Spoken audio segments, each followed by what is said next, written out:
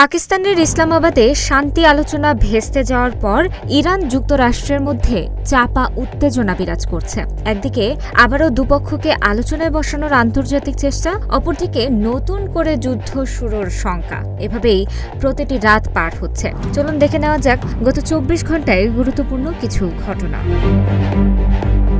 যুক্তরাষ্ট্রের president Donald Trump জানিয়েছেন তিনি ইরানের নতুন শান্তি প্রস্তাব আলোচনা করছেন, তবে সতর্ক করে বলেছেন ইরান খারাপ কিছু করলে আবার হামলা শুরু হতে পারে।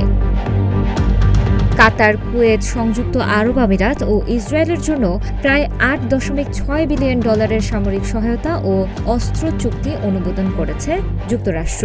শিগগির এসব অস্ত্র সরবরাহের ঘোষণাও এসেছে। নজরদারি সংস্থা ট্যাঙ্কারট্র্যাকার.কম দাবি করেছে একটি ইরানি সুপার ট্যাঙ্কার যুক্তরাষ্ট্রের অবরোধ এড়িয়ে এশিয়া প্যাসিফিক অঞ্চলে পৌঁছেছে। এতে প্রায় ১.৯ মিলিয়ন ব্যারেল অপরিশোধিত তেল রয়েছে, যার মূল্য প্রায় $২২০ মিলিয়ন।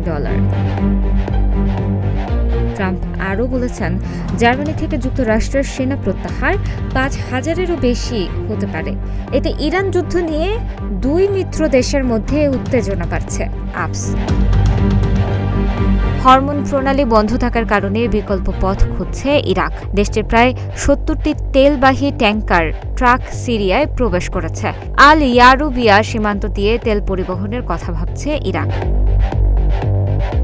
সংক্ষেপে, মধ্যপ্রাচ্যকে ঘিরে উত্তেজনা এখনও তীব্র এবং সামরিক ও জ্বালানি দুই ক্ষেত্রেই বড় ধরনের পরিবর্তনের ইঙ্গিত দেখা যাচ্ছে।